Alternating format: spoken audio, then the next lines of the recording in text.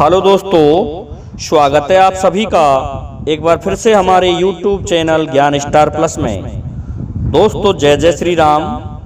दोस्तों आज हमने कमेंट चुना है श्रीमान लोकेश कुमार, बाजिदपुर खैर, जिला अलीगढ़, उत्तर प्रदेश का।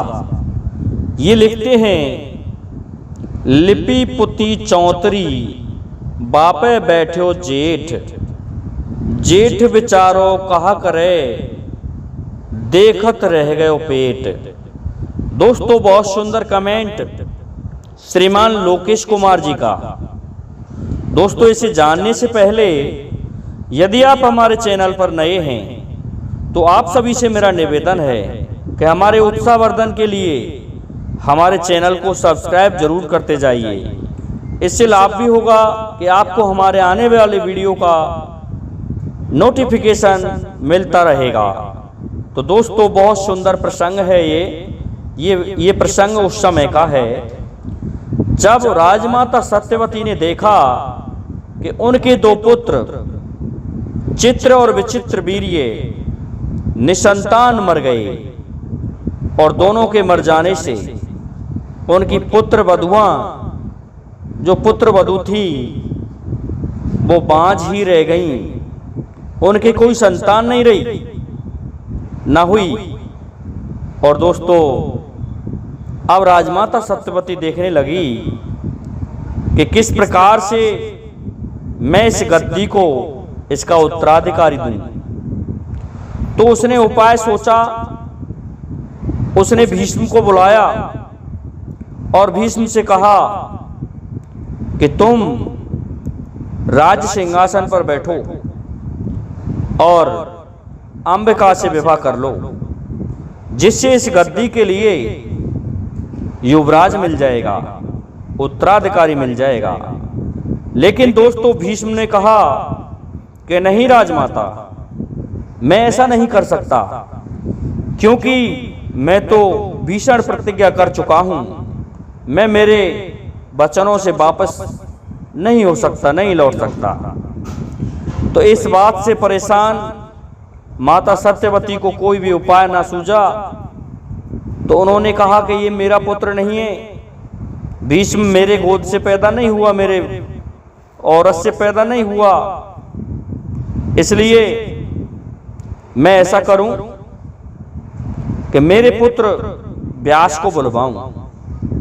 तो माता सत्यवती ने भीष्म से कहा कि व्यास जी को लेकर के आओ, जो कि मेरे कुंवारेपन के पुत्र हैं और वे मेरी आज्ञा को अवश्य मानेंगे। तो दोस्तों जब सत्यवती कुमारी थी उस समय व्यास जी का जन्म हुआ था। तो व्यास जी तपस्या कर रहे थे, उनके पास में भीष्म जाते हैं। उन्हें तपस्या के बल से पता चल जाता है कि भीष्म आए हुए हैं। तो उनकी आंखें खुली और उन्होंने देखा कि सामने भीष्म खड़े हुए हैं। भीष्म जी का स्वागत सत्कार किया और आने का कारण पूछा। तो भीष्म कहने लगे, तो मैं तुम्हारी माता सत्यवती ने बुलाया है। तो भीष्म के साथ में वेदव्यास जी भी आ जाते हैं। वेदव्यास जी आकर पहुंचे तो माता सत्यवती ने कारण कहा कि पुत्र इस गद्दी का निवारण हो, इस गद्दी के लिए उत्तराधिकारी मिले, मेरी ये सोच है। और चूंकि तुम मेरे पुत्र हो इसलिए आप मेरी आज्ञा तो मानोगे ही। तो इस पर वेदव्यास कहने लगा कि माता, मुझे अगर 1 वर्ष का समय दे दिया जाता तो अच्छा होता और मैं इसमें अच्छी तरह सफल हो जाता, परंतु ठीक है। लेकिन माता राजमाता सत्यवती ने कहा कि कोई बात नहीं, हमारे लिए आप उत्तराधिकारी अभी दो। तो अपनी माँ की आज्ञा को मान करके उन्होंने आदेश दिया कि मैं यहाँ बाहर बैठा हुआ हूँ महल में, और मेरे समक्ष होकर के आपके यहाँ जितनी भी रानियां हैं उनको निकालिए। तो वेदव्यास जी आसन पर बैठे हुए थे, उनके समक्ष होकर के महाराज चित्र विचित्र और जो दासी थी उनको निकाला गया। तो उनको निकालने से बड़ी जो रानी थी वह रानी शर्म के कारण पीली माटी लगा करके निकली थी, जिससे उनकी निगाह जब पड़ी उसके कारण पांडु हुए जो कि पीत रंग के थे, उनके पांडु रोग था। इसके पश्चात दूसरी रानी शर्म के कारण नेत्रों को मूंद गई, जिससे होने वाला पुत्र अंधा पैदा हुआ, जिनका नाम धृतराष्ट्र हुआ।